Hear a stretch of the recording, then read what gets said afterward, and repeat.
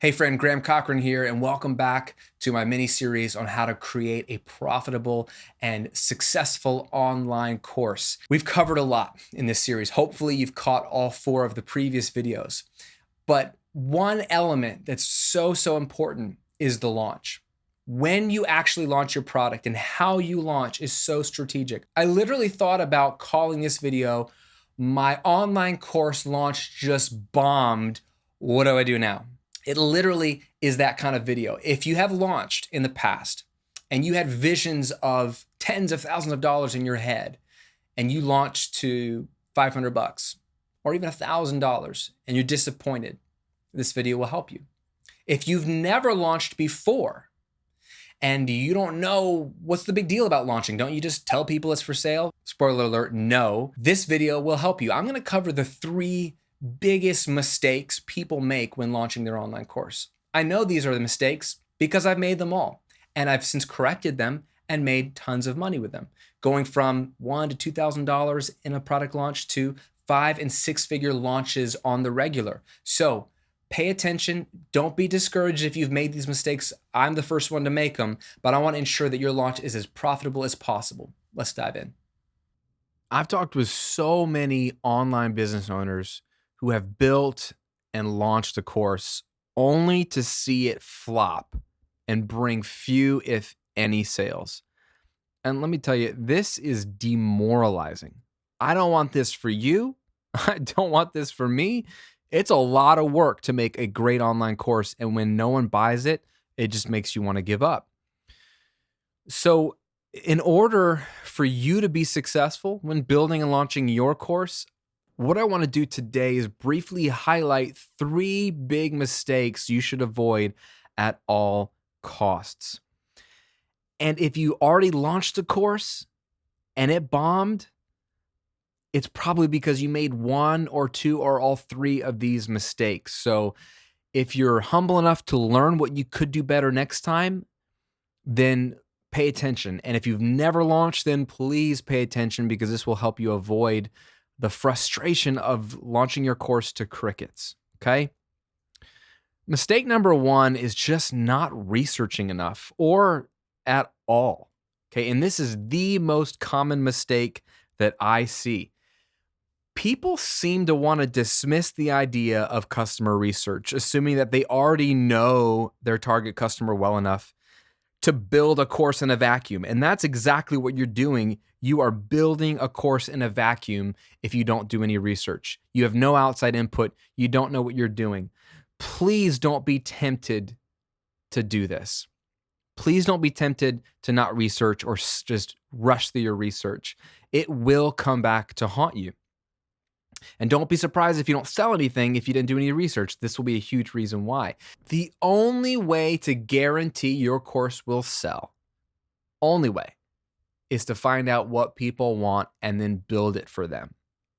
Okay, that's why the very first video in this series was all about research, because that's where this starts. The sales don't start with sales copy and marketing, although that's very important. They don't start there. They start with the research long before you've even outlined a single video module in your course. So please don't build a course in a vacuum without any research. It won't help you. And it means you might have a great looking course that you might think is well organized and flows well, but no one's going to care when it comes time to launch. So that's one of the biggest mistakes, and the most common mistakes is just not researching enough. Mistake number 2 is the wrong positioning. And this is key. Even with the right research, okay, and the right online course, your positioning could still be off slightly or way off, and you not really know that it's a problem. What is positioning? If you don't know what it is, well, it's just simply the angle that you take when selling your course, okay? This can include things like how you communicate who the course is for, who it's not for, and what problem it's solving. Okay? Who the course is for, who it's not for, and what problem are you solving. No matter how good your course is, and even if the course, like I said, was born out of clear research. People clearly said, I want to learn how to lose weight in my arms. If you're a fitness person and arms is the big issue and you're making a mini course on losing weight in your arms, everybody and their mom could be telling you that's what they want, is how to lose weight in their arms. And you could have outlined a killer course. But if you're not clear in who this course is for, like if it's just losing weight for men and all people, a lot of men don't struggle with that. A lot of times it's women, even if men do struggle with it, it's women that a lot of times have the emotional weight of weight in my arms. And it might be a certain age of a woman. So you really need to be sure who you're targeting, because otherwise you might be positioning this to everybody, and then the right person may not think it's for her, and the wrong person might think it's for him, and he buys it and he's like, this isn't for me. Or if you're not clear what problem it's solving, if they think it's a general fitness thing, but really it's just weight loss targeted to arms, I don't even know if that's possible, but if it is, it won't sell well, or people will refund because it's not what they want. So you have to be really, really clear here. And if you don't communicate to your potential customers clear enough, like I said, they just may not think the course is a good fit for them, when in reality, it might be the perfect fit for them. And that's your job as an online content creator, is to position your product well. So here's what you do. You go back to your research and you dig and dig and dig as deep as possible to make sure that you not only build a great course, but you can convince your audience that it is the right course for them. Remember, who is it for, who it's not for, and what problem specifically is it solving. If you can identify that clearly from your research, then you can position your course correctly. If you don't do this well, again, this would be one reason why you're not selling, okay? And mistake number 3 is not launching strategically. Not launching strategically. This is sad, because the best product with the best positioning still won't sell a single copy if you don't launch it with a strategy, okay? Now, there is a lot that goes into a profitable product launch. Entire books and courses have been dedicated to just the launching element of a course, and for good reason, because it's critical. It's whether you make a sale or not, even if everything is teed up perfectly, if you blow the launch, you blow your chances of making money. So what I wanted to do in today's video was just briefly highlight the must-haves for a launch, okay? These are, if you're gonna launch, you at least have to have these elements. There's so much more I could talk about, but for today's video, let me just give you the 3 big must-haves for your launch. Number 1, pre-launch buildup. Oh my goodness, I struggled to understand this the first 3 to 4 years of my business. You absolutely got a hint that something is coming before you launch, that something's coming, and get your audience excited. For some reason, I had this backwards. I thought that you didn't ever want to drop a single hint.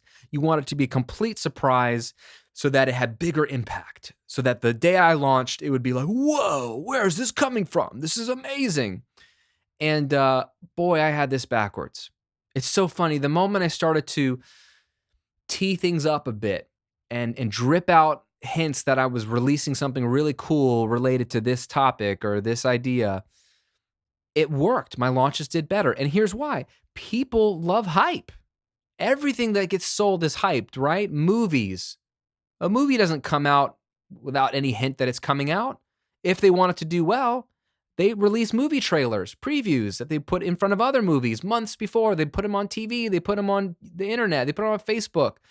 They do interviews with the cast. They get critics to come watch the movie, to write reviews. It's all pre-launch buildup. Apple has famously hyped up their latest iPhone launch or their latest Mac launch or whatever it is, their iPad. They have keynotes where they do all kinds of hype and build up even months before a product is available for sale. They want to tease out that it's coming, maybe the price point, maybe it's just that there's a new product coming and they don't even tell you what it is, but they hint that something's coming that's related to, movies or related to video games or related to music or related to your phone, whatever it is. You gotta do some pre-launch buildup. So really briefly, this could just be a few posts or videos or things or emails in a week or 2 leading up to your launch that are centered on the topic of your course. So if I'm going to have a course on how to lose weight quickly without exercise, let's say that's what my course is all about. I'm a fitness person. I'm going to have articles and videos and emails in the week or two leading up to this course launch that are talking about how you don't need to exercise to lose weight. Everyone says you got to exercise. You got to exercise. Well, you know what? You don't have to exercise. You only need to change the way you eat, blah, blah, blah, blah, blah. I'm going to tee it up. I might give a few hints. I might give a few pieces of information. I might teach some of the concepts from the course, but you're not giving the whole thing away. You're just getting people to think about, oh, yeah, I do want to learn how to lose weight without exercise, so that when you launch, they're already thinking about it. And they're like, yes, oh, a whole course on this. Yes. It always works. Pre-launch buildup is a must-have. Must-have number 2, 5 emails minimum. Oh my goodness. Hopefully you have an email list. If you don't, good luck selling your course. And hopefully when you launch, you email your list regularly during launch week. If you don't, good luck making many sales. This is a mistake Graham made. And by Graham, I mean myself. I don't know why I'm talking in the third person. But when I launched courses in the early years, I would send out 1 or 2 emails like, here's my new course on whatever, or here's the sales page, go check it out. And maybe I'd email another one a few days later. That's not enough. Your launch week has to be an event. It's the one and only time you launch your course, especially if you do things the way I like to do it. And so you want to make the most of it. You want to celebrate that it's launching, just like a movie has a red carpet movie premiere and they have their actors are on Good Morning America and the Today Show. Like, you do everything that launch week, right? When it all happens, launch on Jimmy Fallon, like everything should happen on that week. So for you, you need to be talking about it to your audience at least once a day. So if you're doing a 5-day launch, if you launch on a Monday through Friday, let's say, 1 email at least every day that week, talking about the course, one of the core benefits of the course, another benefit, testimonials, whatever, features, whatever you want to cover in the emails, but email every single day, 5 emails minimum that week. I'll do minimum 7 to 8, but for you, at least 5, okay? And third, and so important, a scarcity element. This is why a lot of people don't do well with their launches. There's no scarcity element. What do I mean by scarcity? Well, something that makes the course seem scarce. Now, this is not manipulation. This is very intentional because people procrastinate. They might see that you're launching a course and they might want it. They might think it's awesome. And they're like, dude, I'm totally going to buy that. But you know what happens? They were on a lunch break when they saw that email, or their kid starts throwing up, or they're in the middle of their commute, or they are checking an email. They forget. And they mean to buy it, but I'll buy it later. And later turns into never. So the way you get your launches to do well is to build in some element of scarcity, whether you're going to close the course after the end of the week where they just can't join after this week, or you're going to up the price after this week. So if you want it at this introductory price, you better buy now. Or you're going to remove some amazing bonus that you're including. That if they buy now, they get this bonus, but if they buy after Friday or whatever, that bonus won't be included. There's got to be some element of scarcity that encourages them not just to buy, but to buy now. And that's what allows your launch to do well. If you combine a scarcity element with plenty of emails reminding them of the scarcity element, especially on the last day, you will get a ton of sales. And let me give you a little hint. Half of your sales, if you do this right, half of your sales on launch week will come on the last day. Guarantee it. Half of your sales on launch week will come on your last day. And why is that? Because people procrastinate, and scarcity and constant communication about that scarcity, reminding them it's about to close or the price is going up, or works. You're just doing them a favor by letting them know if you want the best deal or if you want this amazing thing, you got to buy today or by tonight or midnight or whatever it is. Most people don't buy the first day, the second day, third day. Those sales will trickle in, but it's always that last day if you have a scarcity element and you're emailing enough. If you don't have those things, you really reduce the number of sales that you get. If you just memorize this slide, if you get this slide, my friend, your launch will be better than most. Most people don't do this well. I didn't do this well. My launches, at the time were, $1,000, $2,000, $3,000 launches, which maybe that sounds big to you, but for my size list and the price of my courses was not big. And it's when I started to introduce these 3 elements that my launches went to 5 and 6 figures every single time. So please trust me when I say that this stuff works, and it's really going to help you make as much money as possible with your course when you launch. Now, a little bonus gift for you just for watching this video. I want to help you build your online course. So I've put together everything I know about building 6 and 7 figure online courses and put it together in a free guide called my 6-figure online course checklist. And it's absolutely free. It's a quick PDF download for you. Just go to 6figurecourse.com, download it right now. It covers all the stuff I'm talking about in this series about how to research your product and how to outline it and how to launch it like we talked about, and how to film it for free, and how to get great testimonials, and all these things that you need to know when it comes to launching and building online courses that make lots of money. And it puts them in just straight up checklists. Do this, do this, do this. Don't do this, don't do this, don't do this. Don't forget about this, don't forget about this. So it's just like a resource for you to reference. So you don't have to come back and watch this video. You don't have to come back and watch any of these videos. Just download this now. You'll have it. That way you can reference it the next time you're building a course, or if you're making one right now, pull it up right now and reference it and make sure you got every element you need to make sure that your course is amazing. So it's absolutely free. My gift to you, just go to 6figurecourse.com and grab your download. Thanks for watching. Thanks for subscribing to these videos, and I'll see you on the 6th and final video in this mini-series.